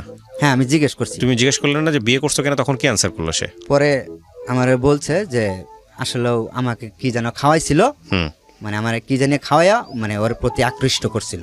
বিয়ে করছিল তাকে? না, বিয়ে করে নাই। বিয়ে করে নাই। আচ্ছা, তারপর? তাকে 2 বছর মানে বিয়ে ছাড়াই মানে তাকে মানে সংসার তারা স্বামী করছে। স্ত্রীর মতো সংসার করছে 2 বছর। তারপর? পরে এটা আমাকে বলে নাই, কিন্তু আমি এটা পরবর্তী জানতে পারছি তার বিয়ে করার পরে। এটা তাকে বিয়ে করার পরে আমি জানতে পারছি। ও আচ্ছা, তার মানে আপনার দ্বিতীয় স্ত্রী থাকা অবস্থায় আপনি তাকে বিয়ে বিয়ে করেন। করছিলাম। দ্বিতীয় স্ত্রীকে জানাইছিলেন যে আপনি 3 নাম্বার বিয়ে করতে যাচ্ছেন বা আপনার প্রেমিকাকে বিয়ে করতে যাচ্ছেন? এটা কি জানাইছিলেন আপনি দ্বিতীয় স্ত্রীকে? জানান নাই নিশ্চয়ই। না, এটা আমি মানে আমার ফ্যামিলিকে জানাইছিলাম। ফ্যামিলিকে জানাইছিলেন কিন্তু বউকে জানান নাই? বউকে জানাই নাই। আচ্ছা, তারপর? আচ্ছা, এটা আমি জানাই নাই কেন মানে এবং গল্পের এটা কি মাঝখানে। আপনার মানে তৃতীয় স্ত্রী যিনি হলো, মানে আপনার যিনি প্রেমিকা, তিনি কি জানতো যে আপনার ঘরে দ্বিতীয় একটা স্ত্রী হ্যাঁ, আছে? আছে। সে জেনে শুনেই বিয়ে করছে? জেনে শুনেই বিয়ে করছে। এবং সে এবং তারে আমি সবকিছু বুঝাইও বলছি আচ্ছা যে আমি যাকে বিয়ে করছি মানে তুমি আরেক সপ্তাহ আগে আমাকে ফোন দিলে না কেন? মানে আমি এভাবে সবকিছু বিস্তারিত তার কাছে মানে তার সাথে যে বিয়ে কইরা মানে এই সম্পর্কে জড়াইছি যে তার সাথে আমি মানে সে চলে আসার পরেও, ওইখান থেকে চলে আসার পরেও তার সাথে আমি 5 বছর কন্টিনিউ কথা বলছি তার সাথে। 5 বছর 5-6 বছর কথা বলতেই আছি, মানে বন্ধুত্ব হিসাবে তখন কথা বলি। তখন 2 বউ যখন বিয়ে করছি, বিয়ে করার পরে আমি মানে বাসা নিছি আলাদা করে, জিনিসপাতি নিয়ে বাসা নিছি। বাসা নেওয়ার পরে আমি তো বাড়িতে যাই না, তখন বাড়িতে যাই না। তখন সে সন্দেহ করছে যে আমি বিয়ে করছি। এই মেয়েটার সাথে আগেও কথাবার্তা বলতো। আমার ও যে ওয়াইফ, মেজো বউটা, এটা জানতো যে মানে আমি এই মেয়েটারে বিয়ে করব এরকম মানে মানে সম্পর্ক যে তার সাথে, এটা সে বুঝা ফেলাইতো, বুঝতো। কিন্তু তারা যে বিয়ে করবো এই জিনিসটা বুঝতো না সে কখনো। তার সাথে আমি কথা বলে এই জিনিসটা জানতো। পরে মনে মনে টার্গেট করছে যে সে বিয়ে করছে, এরকম টার্গেট করে পরে আমারে মানে খোঁজ নিছে। আমি তো বাড়ির থেকে আগে ডিউটি করতাম ওইখানে। খোঁজ নিয়ে দেখলো যে আপনাদের বন্ধুদের মাধ্যমে সে জানলো আপনার সম্পর্কে? আমার সাথে জানলো। জানার পরে পরে সে হঠাৎ করে আচমকা দেখি মানে বাসায়, আচমকা মানে লাঞ্চে খাইতে বসছি, পরে বাসায় আসলো। বাসায় আসার পরে পরে আমি ঠান্ডা মাথায় বুঝাইলাম। পরে আমি কইলাম দেখো এখানে ভাড়াটিয়ার সবাই আমি যেটা করছি সেটা তোমাকে ঠান্ডা মাথায় বুঝাইয়া বলতেছি, আর তুমি আমি কেন বিয়ে করছি সেটা তুমি জানো। সেটা তোমার ব্যর্থতার কারণে আমি বিয়ে করছি। তোমার ব্যর্থতার কারণে আমি কিন্তু তোমারে মানে আমি পরে দ্বিতীয় বিয়ে করছি। আমি কিন্তু বিয়ে করার ইচ্ছুক ছিল না। বললো যে তুমি বিয়ে করলাতে আমার জানালে না কেন, লুকোচুরি কেন, তুমি পলায় আছো কেন, তুমি বিয়ে করে সুন্দর বাপের বাটার মতো বাড়িতে নিয়ে যাবা, তুমি এখানে কেন, আমার এই ধরনের কথা বলতেছে। পরে আমি বললাম যে ঠিক আছে তুমি ঠান্ডা মাথায় এখানে বসো, বসার পরে দুজনে মিট করে কথা বলি। সে এখানে বসলো না। ওই যে পরে যে যারা বিয়ে করছি, যারা প্রেমিকা যেটা বিয়ে করলাম সিমলা করছে কি হঠাৎ করে রুম থেকে বেরোয়া সে অফিসে চলে গেছে। মানে এখানে ও ভয় পাইয়ে গেছে যেখানে কিছু হবে, মানে ঝগড়াঝাটি হবে যদি হয়ে জায়গা, সে ভয় পায় অফিসে চলে গেছে না খাই। ভাত খাইতেছি কেবলই বসছি, তখন রুমে গেছে। তো অফিসে চলে গেছে, অফিসে চলে যাওয়ার পরে তো আমি ওরে খুঁজি, পরে ওর ফোনটার সাথে ছিল, আমি ফোন দিছি। ফোন দেওয়ার পরে আমি জিজ্ঞেস করছি তুমি কই? কয় আমি অফিসে আছি। আচ্ছা ঠিক আছে, তুমি অফিসে ঢুকো, আমি আসতেছি। আমি তো অফিসে ঢুকবো। পরে বুঝাইয়া, মানে আমার যে বড় বউ, মেজো বউ, সেটাকে বুঝাইয়া বাড়িতে পাঠাইলাম। বাড়িতে পাঠাইলাম, বললাম তুমি বাড়িতে যাও, আসতেছি বাড়িতে, মানে অফিস ছুটি হওয়ার পরে বাড়িতে আসতেছি। ঠান্ডা মাথায় বুঝাইলাম, বললাম যে দেখো যা হয়েছে এনে সিন্ডিকেট করলে এখানে ঝামেলাটা হইব, এখানে সিন্ডিকেট করে না, যা কিছু হয় বাড়িতে যাই কথা বলি আমি। পরে আমার কথাগুলো বুঝগুনা মানলো, মানার পরে সে বাড়িতে গেল। বাড়িতে যাওয়ার পরে বাড়িতে যায় কান্নাকাটি, মানে অনেক কান্নাকাটি করছে। বাড়িতে ফোন দিছে, ওদের বাড়িতে ফোন দিছে যে এর কারণে তোমার জামাই তো বিয়ে করছে, তোমাদের জামাই আরেকটা বিয়ে করছে, সে এখানে থাকে, আমার এখানে আসে না, সে এখানে আরেকটা মেয়ে নিয়ে বিয়ে করে আলাদা রুম নিছে, মানে আরও খাট খুট এগুলা কিনছি, মানে খাট কিনছিলাম, মোটরসাইকেল বেচে ফেলাইছিলাম, মোটরসাইকেল বেচে এগুলা খাট খুট আমি কিনছি যে সে এগুলা মানে জানছে। আমি আবার সেগুলো মিথ্যা কথা বলছিলাম যে খাট আমার বন্ধু নিছে, মানে খাট আমার বন্ধুরে কিনে দিছি আমি, মানে তার টাকা দিয়ে আমি কিনে দিছি, কিন্তু আমি যে মোটরসাইকেল বেচে খাট কিনছি আমার জন্য, সেটা কেমনে জানি শুনছিল, আর আমি সেটা অস্বীকার করছি। তো এইগুলো অনেক কিছু বলছে যে তারা সেখানে আলাদা সংসার সাজাইয়া নিছে, সব কিছু বলছে। বলার পরে সেখান থেকে আমার শ্বশুরবাড়ির থেকে আমার শ্বশুর, আমার এক ভাইরা আর সম্বন্ধী এরা আসলো। আসার পরে এখান থেকে পরে বাসায় আসলো পরের দিন, সেটা সেদিন তো না, পরের দিন বাসায় আসলো। সেদিন আমি বাড়িতে যে না যাইয়া পরে ওরে বললাম যে তুমি একটু সরে থাকো, হয়তো জিনিসটা প্রকাশ হয়েছে, তোমার এই বাসায় রাখা যাবে না, বাসায় রাখলে তোমার এসে যদি নিয়ে যায়, তোমার উপরে টর্চারিং যদি করে, তো তুমি বিনা দোষে টর্চারিং হবা কেন? বরঞ্চ আমি এদের সাথে মোকাবেলা করি, যাই কিছু করি, এটা আমি বোঝাবো, বাড়ির জামালাটা আমি মিটাবো, তুমি একটু সরে থাকো। পরে ওরে আমি মানে আমার ওরও একটা বান্ধবী থাকে নরসিংপুরে, ওই নরসিংপুরে পাঠাইয়া দিছি ওরে, নরসিংপুরে পাঠাই দিই ওর বান্ধবীর কাছে। আমি বললাম তোমার বান্ধবীর বাসায় যাও তুমি, আমি এদিক দিয়ে ট্যাকেল দিতেছি। এই নরসিংপুরে মানে থুয়ে আসতে গেলাম আমি সাথে সহ, কয় আমার মানে তুমি সাথে নিয়ে থুয়ে আসো। পরে আমি এখানে গেলাম, যাওয়ার পরে এখান থেকে আমার শ্বশুর, আমার মানে ভাইরা, এরা সবাই বাসায় এসে মানে খুঁজতেছে, বাসায় তালা মারা। পরে আশেপাশের রুমার যারা আছে তাদের কাছে জিজ্ঞেস করছে, কয় তারা তো সকালেই চলে গেছে এখান থেকে, অফিসে যায় নাই, তারা জানি কোন জায়গায় চলে গেছে। পরে এখান থেকে আমার শ্বশুর মানে সবাই ওরা বাড়িতে গেছে। পরে বাড়িতে যায় হেরা সবার সাথে কথাবার্তা বলতেছে যে মার সাথে, বোনের জামার সাথে।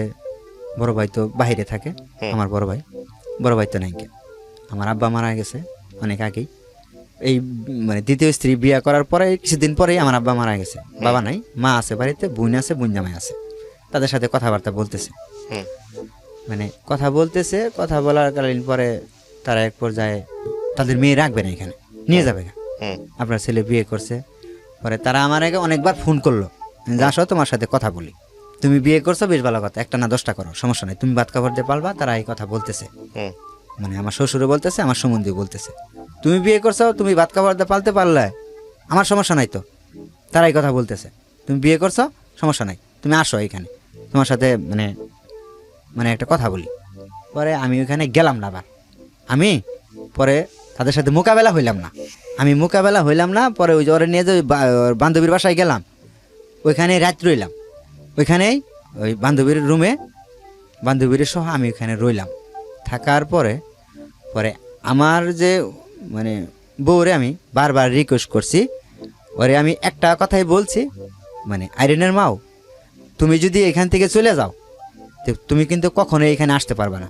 চলে যাইতেছে মানে বলতেছে যে তুমি যদি না আসো, তাহলে আমারে কিন্তু আব্বা আম্মা, আমার দুলাভাই নিয়ে যাবো এখান থেকে, রাখবে না, তোমার আসতে হইবে এখানে, তুমি এসে আমার এখানে রাখো। পরে আমি কইলাম যে না, আমি ওইখানে যাইতে পারবো না, আমি তাদের মুখোমুখি হইতে পারবো না এখন, এই মুহূর্তে না, আমি অনেক দূরে আছি।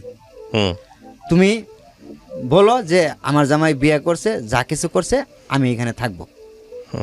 আমার জামাই তো আমার ভরণ পোষণ করতেছে, আমার তার মানে বাদ দিয়ে কিছু করতেছে না, খাবার দাবার তো সব কিছু দিতেছে, তুমি এই কথা বলো। তারা আমি এই কথা বলছি। এই বিষয়টা নিয়ে আমার যে বউর শারীরিক সমস্যা, ছিল, এটা মানে ওদের ফ্যামিলির থেকেও জানে, আমার ফ্যামিলির থেকেও জানে, সবাই জানে। আমি নিজে ডাক্তার দেখাইছি পর্যন্ত। হুম পরে আমি কইলাম যে তুমি যদি যাওগা এখান থেকে, মানে তেলে কিন্তু আর কখনোই আসতে পারবা না এখানে, হুম তোমাকে যাই আনবো না আমি। হুম তার কারণ আমি যাই কিছু করছি না কেন, একমাত্র তোমার অবহেলার কারণে আমি করছি। তোমাকে বিয়ে করছিলাম, মানে পছন্দ করে বিয়ে করছিলাম, তোমাকে ফালাই দেওয়ার জন্য বিয়ে করি নাই। বলার পরে তারপরেও সে চলে গেল তার বাবা যখন মা আপনি এখানে। তৃতীয় স্ত্রীর সঙ্গে? হ্যাঁ, আচ্ছা। তখন আমার তৃতীয় স্ত্রীর সঙ্গে চলে যাওয়ার পরে পরের দিন সকালবেলা, ওরা যেদিন বিকালবেলায় চলে গেল, হুম তার পরের দিনই সকালবেলায় ফোন দিছে আমাকে। ফোন দেওয়ার পরে মানে বলতেছে, কয় তুমি যদি না আসো আমার এই না নিতে, মানে তোমার পরিস্থিতি কিন্তু খারাপ হবো। তুমি যে বিয়ে করছো, তোমার বিরুদ্ধে অ্যাকশন নেব, তোমার বিরুদ্ধে মামলা করব। আমি চাই না যে তোমার কোনো ক্ষতি করুক, তোমার কোনো অ্যাকশনে যাক। তুমি বিয়ে করছো, তোমার বউ আমি মেনে নিছি, কিন্তু তুমি আইসা আমাকে নেও। মানে আমার দ্বিতীয় স্ত্রী এটা আমাকে বললো। হুম পরে আমারে বললো যে তুমি যার সাথে বিয়ে করছো, যারে বিয়ে করছো, ওই সিমলারে ফোন দাও, আমি তো কথা বলবো। হুম পরে ওরা দুজনে কথা বললো ফোনে। তার পরের দিন সকালবেলা, যার বান্ধবীর বাসায় যে আমি আসছিলাম, হুম তার পরের দিন সকালবেলা ওরা দুজনে কথা বললো। কথা কি জানি বললো ফোনে।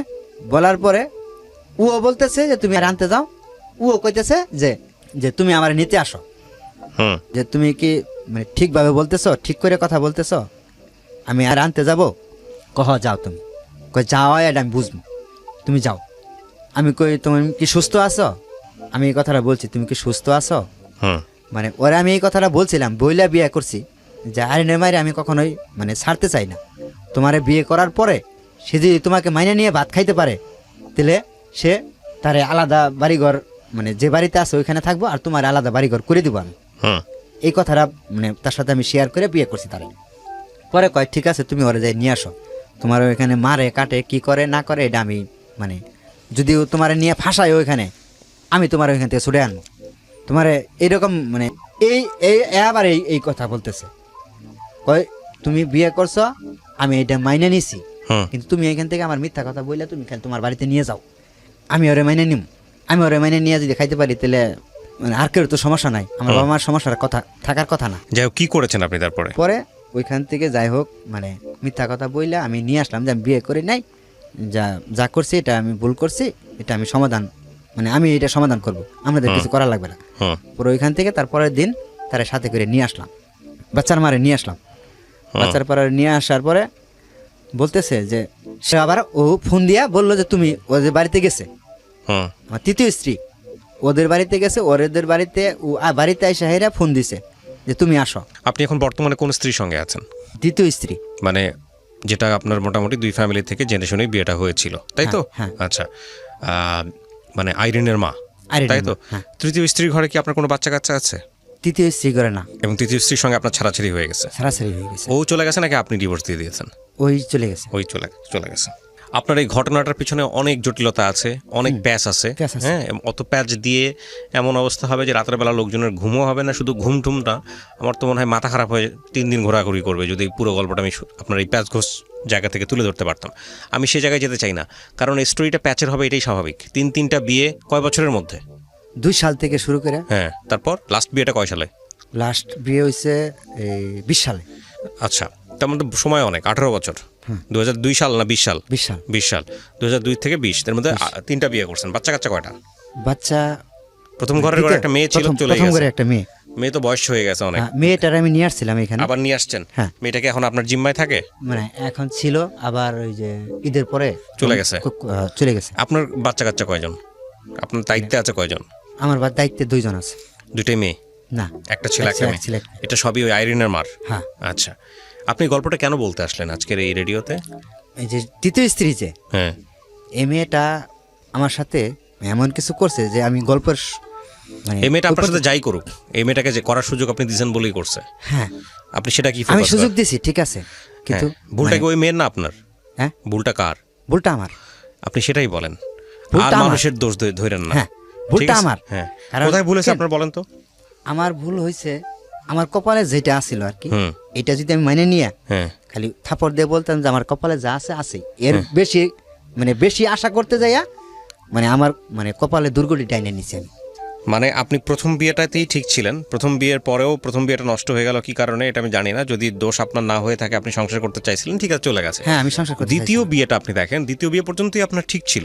সেটা হলো যে আপনি প্রথম স্ত্রীর সাথে আপনার ডিভোর্স হয়ে গেল, তারপরে আপনার কথা ছিল আপনি আপনার তৃতীয় স্ত্রী যে হয়েছিল, আপনার যে গার্লফ্রেন্ড বা আপনার যে প্রেমিকা, তাকে বিয়ে করবেন। হ্যাঁ। সে তো আপনাকে বিয়ে না করে অন্য একজনের সাথে চলে গিয়ে 2 চলে বছর গেছে। থাকলো। হ্যাঁ তারপরে আপনি যখন দ্বিতীয় বিয়ে করলেন তখন সে ফিরে এসে বললো আপনাকে বিয়ে করলো দ্বিতীয় স্ত্রী থাকা অবস্থায়, হ্যাঁ হ্যাঁ ঠিক আছে কিনা? হ্যাঁ, হ্যাঁ। তো তখন আপনি তাকে কেন বিয়ে করবেন? যে অলরেডি চলে গেছে, যে অলরেডি বিশ্বাসঘাতকতা করছে, তাকে তো বিয়ে করার প্রশ্নই ওঠে না। প্রশ্নই আসে না। তো আমি আপনাকে ধন্যবাদ জানাই যে আপনি এত কিছুর পরও আপনার দ্বিতীয় স্ত্রী আপনার সঙ্গে এখনো আছে, আইরিনা হ্যাঁ, মা আছে, এখনো আছে, আছে, আছে। আপনাকে মাফ করতে পারছে, ক্ষমা করতে পারছে? হ্যাঁ সে তো সংসার করতেছে। সংসার করতেছে। সংসার করা আর ক্ষমা করা কিন্তু এক জিনিস না।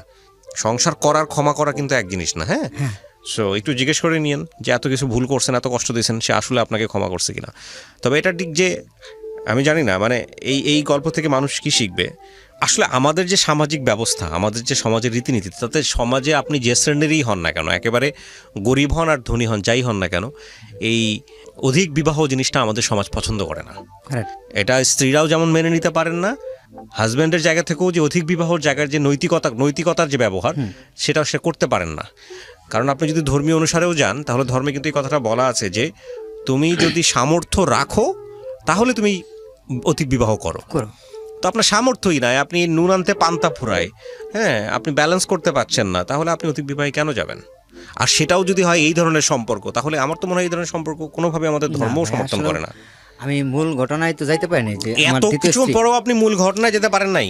মানে আমার আমার মূল দ্বিতীয় ঘটনা স্ত্রী, কি? হ্যাঁ, দ্বিতীয় স্ত্রী যে, হ্যাঁ। মানে দ্বিতীয় স্ত্রী যে এর মানে মানে আমার কিন্তু আসলে অধিক বিয়ে করার মানে ইচ্ছা ছিল না। হ্যাঁ, এর সাথে যে আমার মানে মানে বন্ধুত্ব সম্পর্ক হয়ে গেছিল, এটাই থাকতো। হ্যাঁ, এটা থাকাও তো অন্যায় এটাও থাকতো আর কি। না, এটা থাকবে কেন? এটাও তো অন্যায়। আপনার তৃতীয় স্ত্রীর সাথে আপনার যে বন্ধুত্ব সম্পর্ক হয়ে গেছিল, এটাই থাকতো, আপনি এটা বলতে চাচ্ছেন? হ্যাঁ। মানে তাহলে এটা কি? এটা কি পরকীয়া সম্পর্ক? এগুলো কি ঠিক না, আছে? না। না তাহলে মানে থাকবে মানে কেন? এই যে আপনার স্ত্রী থাকা অবস্থায় কিসের বন্ধুত্ব আমি সম্পর্ক? শূন্যের উপরে বসে আছি, হ্যাঁ, হ্যাঁ। আমার তার সাথে এত বছর সম্পর্ক মানে আপনি চলাকালীন বলতে চাচ্ছেন যে আপনার তৃতীয় স্ত্রী থাকা অবস্থায়, মানে আপনার দ্বিতীয় স্ত্রী থাকা অবস্থায় আপনি তৃতীয় স্ত্রীকে বিয়ে করছেন আপনার দ্বিতীয় স্ত্রীর ভুলের কারণে? হ্যাঁ কিসের ভুল?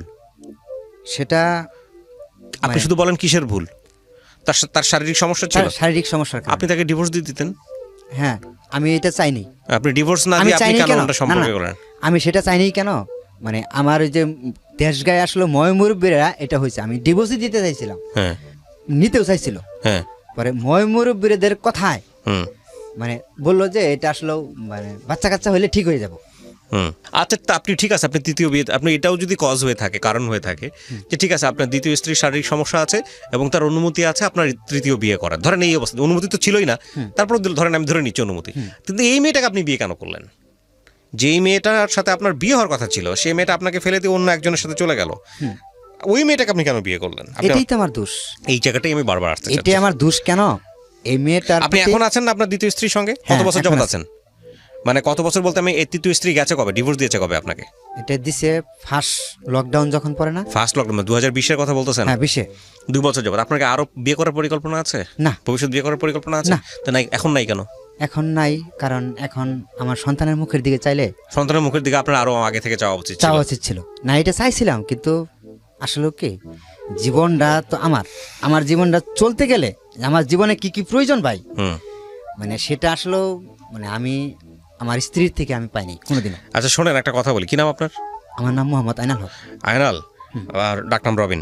রবিন ভাই, আপনার এই গল্পটা আমি গোলে মেলে যেমনি হোক আজকে এখানে উপস্থাপন করতে চাচ্ছি এবং রেডিওতে এটা প্রচার হবে, আমার এই কথাগুলো প্রচার হবে। আপনার গল্পের একটা বিশাল শিক্ষা আছে, সেটা হচ্ছে কি, পৃথিবীতে কোনো মানুষই না সব দিক থেকে পরিপূর্ণ সুখী মানুষ হয় না। পরিপূর্ণ সুখী থাকে না, ঠিক আছে। কোনো মানুষই হয় না। কারো হয়তো অর্থ আছে, সুখ নাই, কারো হয়তো অর্থ নাই কিন্তু প্রচুর সুখ আছে, সংসারে অনেক শান্তি। হ্যাঁ, আমাদেরকে আল্লাহ পৃথিবীতে এমনভাবেই পাঠিয়েছেন, এটা কোনো না কোনোভাবে ডিস্যাটিসফ্যাকশন থাকবেই, মানুষের মধ্যে অসন্তুষ্টি থাকবেই। আপনি যদি মনে করেন যে একের পর একটা ভালো মেয়ে খুঁজবো বলে বিয়ে করে যাব, তাহলে আপনার যে কতগুলা বিয়ে করতে হবে এই জীবনে। না ভাইয়া, হ্যাঁ, আমার ওরকম কিছু ছিল না। আমি সাধারণ ঘরের একটা ছেলে, আমি কিন্তু কঠোর পরিশ্রম করতে জানি। আমি জানি, আমি কঠোর পরিশ্রম করতে জানি। আমি এমন কোনো কাজ নাই যে পারি না, ধান গাড়ার থেকে শুরু করে ধান কাটার থেকে শুরু করে এভরিথিং সবকিছু করতে জানি। আমাকে কেউ বলতে পারবে না যে যে এই ছেলেটা এই কাজ থেকে ভাইগে গেছে, আমাকে কেউ বলতে পারবে না। আমার চেহারা দেখে হয়তো বুঝতে পারবেন আপনি, আমি কিন্তু কঠোর পরিশ্রম করি। আমি যে কাজ করি মানে সারাদিন একটা পুরুষ লোক মানে যেখানে যেখানেই কাজ করুক, হুম বাড়িতে যায় যে হুম তার বউর কাছ থেকে কিছু যে মানুষে আশা করে, সেটা আমি কোনোদিনও পাইনি। আচ্ছা, এখানে একটা কথা বলি। হ্যাঁ, আপনি যেটা বলেছেন সেটা সম্পূর্ণ রকমভাবে সঠিক, আমি আপনার সাথে একমত যে একটা ছেলে বা একটা পুরুষ তার স্ত্রীর কাছ থেকে কি এক্সপেক্ট করে। সে সারাদিন পরিশ্রম করে যাওয়ার পরে তার বউটা খুব পরিপাটি গোছানো থাকবে, তাকে দেখে সুন্দর করে মিষ্টি একটা হাসি দেবে। সে যদি একটু লেট করেও ফেরে, তার প্রতি যেন ওই সিম্প্যাথিটা থাকে এবং তার কাজে প্রশংসা করবে, তার সাথে বসে একটু গল্প করবে এবং একটু সময় দেবে এক্সট্রাভাবে। আবার হাজব্যান্ডও ঠিক ওই সময়টাতে একটু অ্যাটেনশন দেওয়া উচিত ওয়াইফের প্রতি, যে না আমি আসছি, আমার এখন কাজটা সাইড করে রেখে আমি একটু গল্প করি, খাওয়ার টেবিলে বসে হোক 10 মিনিটের জন্য। এটা যে আমি আপনাকে বলতেছি না, আমি নিজেও কখনো অনেক সময় প্র্যাকটিস করতে পারি না, বাট আমাদের এক্সপেকটেশনের জায়গায় এটা থাকে। তো এখন কথা হচ্ছে কি, বাচ্চা কাচ্চা হয়ে গেলে না এইসবের হিসাব একটু অন্যরকমভাবে করতে হয় তা ঠিক আছে। জীবনে। আরেকটা জিনিস, হ্যাঁ। আমি যে এইখানে আসছি, হুম মানে আমি যে বলছি সকালবেলায় বের হয়েছি, সকালবেলায় আমি ভালুকা স্ট্যান্ডে ফলের দোকানদারি, মানে এখন দোকান করি, ফলের দোকান। সকালবেলায় আমি যে প্যান্ট শার্ট পরে পাঞ্জাবি পরে দোকানে আসছি, দোকানে এসে আমি এক দুপুর দোকান করে পরে কিন্তু গাড়ি চড়ছি। আমি সকালবেলায় খালি এইটুকুই বলছি তারে, আমি আজকে ঢাকা যাব। সে আমাকে এই প্রশ্নটা করলো না যে তুমি ঢাকা কী কারণে যাবা। এ তো ভালো হয়েছে না, এই প্রশ্নটা তো করার দরকার, করার দরকার না। সে আমার স্ত্রী হিসাবে আমি কোথায় কি করি না করি, তার তো এই প্রশ্নটা করার দরকার। আমি যে রাতে 3টার সময় বাড়িতে যাই, সে কখনোই আমাকে জিজ্ঞেস করবে না যে তুমি কোথায় গেছিলে। তো আপনি এটা নিয়ে কখনো আপনার স্ত্রীকে জিজ্ঞেস করছেন যে হ্যাঁ, তুমি আমি এরকম জিজ্ঞেস কেন? করছিলাম। হ্যাঁ, সে কি বলে? আমি মানে সে আসলে কি জানেন ভাই, সে ভাত আর কাপড় পাইলি হয়, তে অনেক আর ভালো সে। কোনো কিছু প্রয়োজন নাই। তো অনেক ভালো মানুষ। আমি পুরুষ লোক, হ্যাঁ। আমি কি করব? আমি কি পাপ করে বেড়াবো? না, আর একটা না। মেয়ের সাথে ফষ্টিনষ্টি করে বেড়াবো? আচ্ছা, এখানে আমি আপনাকে বলি, হ্যাঁ ঠিক আছে, ঠিক আছে, এটা আমি আপনার সাথে, আপনি যেটা বলছেন সেটা আমি আপনার সঙ্গে একমত। এখন কথা হচ্ছে ভাই, এই জায়গাটার সমাধান খুব সুন্দরভাবে হইতে পারে। এর সমাধান যেটা হচ্ছে, আপনার স্ত্রীর অনুমতি নিয়ে আপনি আরেকটা বিয়ে করতে পারেন, ডেফিনেটলি পারেন। অথবা আপনার স্ত্রীর সঙ্গে সুন্দরভাবে আলোচনা করে, ধর্ম অনুসারে হোক বা আইন অনুসারে হোক, আপনাদের মধ্যে সেপারেশন হয়ে যেতে পারে, ডিভোর্স হয়ে যেতে পারে। এটা আমার ক্ষুদ্র জ্ঞান যেটা বলে। আরেকটা পয়েন্ট হতে পারে, সেটা হচ্ছে অত্যন্ত মানবিক একটা পয়েন্ট, সেটা হচ্ছে বছরের পর বছর তাকে বোঝানো, সময় ধরে তাকে বোঝানো, ধৈর্য ধরে তাকে বোঝানো, তার মধ্যে পরিবর্তন আনার চেষ্টা করা। আমি বহু চেষ্টা করছি। আচ্ছা, যদি আজকে আপনি বিয়েটা হয়েছে, যদি আপনি ফেল করেন, আমি বলতেছি, আর যদি আপনি ফেল করেন, যদি আপনি মনে করেন যে এই মানুষটাকে দিয়ে আপনার হবে না, সেক্ষেত্রে ধর্মীয় এবং আইনগত দুই জায়গা থেকে আপনার সুযোগ আছে নতুন একটা জীবন বেছে নেওয়ার। আমি আপনার সাথে এই বিষয় নিয়ে আমি আপনাকে বলতেছি না সুযোগ নাই। আচ্ছা, এখন এবার আপনি আমাকে আসেন, কিন্তু আমার প্রসঙ্গ তো সেটা না। আমার প্রসঙ্গ হচ্ছে, আপনি যাকে তৃতীয় স্ত্রী হিসেবে নিলেন, যদি আপনার দ্বিতীয় স্ত্রীর এই কারণেই হয়ে থাকে, তাহলে তৃতীয় স্ত্রী হিসেবে যাকে নিয়েছেন সেটাও তো আপনি ভালো মানুষ বা পারফেক্ট মানুষটাকে বাঁচেন নাই। আমার ওই জায়গাটাই পয়েন্ট, এটাই পয়েন্ট। আচ্ছা, যদি সেটাও আপনাকে জীবনে সুখ দিত, আপনি যেটা বেছে নিলেন, সেটা তাহলে একটা কথা ছিল, দেয় নাই। সো আমি যেটা মনে করি যে সেটা হচ্ছে, আপনি যদি অন্য সম্পর্কেও যেতে চান, আপনার বৈধ সম্পর্কেও যদি যেতে চান, তাহলে আপনার এই স্ত্রীর অনুমতি ক্রমে আপনি একটা সুন্দর সম্পর্ক বেছে নিতে চাই না। আচ্ছা, এখন যেতে চান না কেন? আমি যেতে চাই না কারণ এখন মানে আমার সামনে 3টা সন্তান। তাহলে একটু আগে যে আপনি এখন যে কথাটা বললেন যে আমি এটা সবকিছু মাটি দিচ্ছি, আমি এই মাটিটা অনেক আগে দেওয়া উচিত ছিল। আমি তো সেটাই বলতেছি, আপনি যেহেতু আমার মন থেকে, আমি আমার মন থেকে আমার জীবনের শখ আল্লাহ সবকিছু মাটি দিচ্ছি। আপনি যদি আরো আগে মাটি দিতেন, তাহলে হয়তো আপনার এই তৃতীয় ভুলটা হতো না। আমি আপনাকে এটাই বলতে চাচ্ছি। হ্যাঁ, আর দ্বিতীয় কথা হচ্ছে যে আপনি যে পজিশনে আছেন, আপনার নিডের জায়গা থেকে, আপনার প্রয়োজনের জায়গাটা থেকে, সেটা শতভাগ সঠিক। সেটা যদি আপনি আপনার সন্তানদের কারণে মাটি দিয়ে থাকেন বা যেটার কারণে মাটি দিয়ে থাকেন, তাহলে এটা আপনার আরো আগে মাটি দেওয়া উচিত ছিল। দরকার ছিল। বুঝতে পারছি, আমি ওই পয়েন্টে আসতে চাচ্ছিলাম। আমার এই পয়েন্টের কোনো কথাই নাই।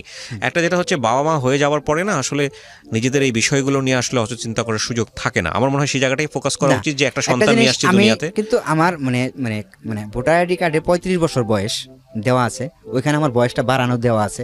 কিন্তু আমি কিন্তু আসলে মানে আমার বয়সটা অতটা না, কিন্তু আমি এই অল্প বয়সের মধ্যে 30-32 বছর বয়সের মধ্যে আমি 3টা সন্তানের বাবা হয়ে গেছি। মানে আমি যখন এই মাথার মধ্যে মানে মাথার ভিতরে যখন এই জিনিসগুলো ঢুকাই না এখন, তখন আসলে আমার জীবনের সকালাদের কথা এখন আমি সবকিছু ভুলে যাই। মানে আমার জীবনের যে ব্যক্তিগত কিছু চাওয়া, মানে এইটা আমি ভুলে যাই। আবার কিছু কিছু সময় যখন আমি বাড়িতে যাই, মানে আমি কাজ শেষে যখন বাড়িতে যাই, তখন আমার বাড়ির পরিবেশ দেখা তখন মনে হয় যে কি করি আমি। এটা আপনি যেটা বলছেন এটা আমি একমত আপনার সঙ্গে, কোনোভাবেই এটা আপনি যেটা বলেছেন সেটা শতভাগ একমত। জীবনে বিয়ে করে অনেক মানুষই এরকমভাবে অসুখী, এটা ঠিক। এবং এই অসুখী থেকেই কোনো সময় মানুষ ভুল ডিসিশন নিয়ে ফেলে, এটাও সঠিক। আমি আরও বিষয়গুলোতে যেতে যাচ্ছি না ভাই, আমি একটা কনক্লুশনে আসি প্লিজ। হ্যাঁ, তো ঠিক আছে, আমি আপনার সাথে বলতে পারবো যে আপনি যদি লাইন ড্র করেন যে ঠিক আছে আসলে সমাধান কি, সমাধান আপনি নিজেই বেছে নিছেন। সেটা হলো আপনি সন্তানদের মুখের দিকে তাকায়, হ্যাঁ, সন্তানের মুখের দিকে তাকায় আপনি আর কোনো কিছু চিন্তা করতে চান না। আমি শুধু এতটুকুই বলতে পারি যে এটাই বেস্ট ডিসিশন, এটাই বেস্ট ডিসিশন। কিছু মানুষের ওই যে বললাম সারা জীবন ধরেই কোনো জায়গায় অপূর্ণতা থেকে যায়, আমি আপনি আমার মনে করেন এটা আপনার জীবনে একটা বড় অপূর্ণতা, মানে একদম কুরবানি দিয়ে দিচ্ছি আমার লাইফটা। ঠিক আছে, আপনি এই অন্তত একটা জায়গায় হেরে যায় না, সেটা হচ্ছে আপনার সন্তানদের কাছে ভালো বাবা হওয়ার চেষ্টা করেন। এটাই হয়তো এটাই সুখ, হ্যাঁ, এটার বিনিময়ে হয়তো আল্লাহ আপনাকে অনেক বড় কিছু দেবেন। সো প্রিয় দর্শক এবং শ্রোতা, ইটস আ বিউটিফুল স্টোরি, কিন্তু ওনার বলার জায়গাটা আর আমাদের এই যে বারবার কাট করাটা, সেই জায়গা থেকে অনেকখানি স্ক্যাটার্ডলি আপনার কাছে আসবে। কিন্তু এটা একটা খুব জটিল একটা সমীকরণ। এই জটিল সমীকরণের জায়গাটা যদি খুব সুন্দর করে প্রেজেন্ট করা যেত তাহলে কোনো অংশেই এটা সিনেমা বা নাটকের চাইতে কম নয়। এই যে জটিল সমীকরণ, এই যে বৈবাহিক জীবনে পরপর 3টা মানুষ স্ত্রী, এবং সেই 3টা স্ত্রীর কোনো স্ত্রী তার জীবনে পারফেক্ট হলো না, এবং তার মধ্য দিয়ে এই 30-35 বছরে এসে জীবনে একটা জায়গায় থিতু হওয়া যে না, আমার সন্তানদের জন্যই বাকি জীবনটা কাটাতে হবে। It's a great decision. আমি তো মনে করি এটা একটা খুব ভালো উদাহরণ হতে পারে। তবে এটা ঠিক, বিয়ের ক্ষেত্রে বারবারই যে কথাটা বলেছি সবসময় অনুষ্ঠানে, রেডিওতে, সেটা হলো বিয়ের ক্ষেত্রে অবশ্যই চিন্তা ভাবনা করে তারপরে সিদ্ধান্ত নেওয়া উচিত। এবং আমি মনে করি প্রত্যেকটা পরীক্ষায় যেরকম আমাদের উতরে যাওয়ার জন্যে প্রিপারেশন দরকার হয়, প্রত্যেকটা পরীক্ষায় আমাদের যেরকম উতরে যাওয়ার জন্য নিজেকে প্রস্তুত করার প্রয়োজন হয়, মানে একেবারে কি বলা যেতে পারে, ফিজিক্যালি অ্যান্ড মেন্টালি। তো সেই জায়গাটা থেকে আমি মনে করি বিয়েটার ব্যাপারেও আমাদের প্রস্তুতির একটা প্রয়োজন আছে। যে আমি আসলে একটা মানুষের সাথে সংসার করতে যাচ্ছি মানেই হচ্ছে আমি তাকে টেকেন ফর গ্রান্টেড নিব না। সেখানে আমার কিছু দায়িত্ববোধ আছে, সেখানে শুধু সে না, তার পরিবারের প্রতি আমার দায়িত্ববোধ আছে, এবং ওই মানুষটাকে আমি আমার লাইফে কী জন্য নিচ্ছি, ওই মানুষের কাছ থেকে আমি কী এক্সপেক্ট করি। এটা বেশিরভাগ ক্ষেত্রে আমরা উল্টোটা চিন্তা করি। বেশিরভাগ ক্ষেত্রে চিন্তা করি আমার জীবনে রাজকন্যা আসবে, আমার জীবনে রাজপুত্র আসবে।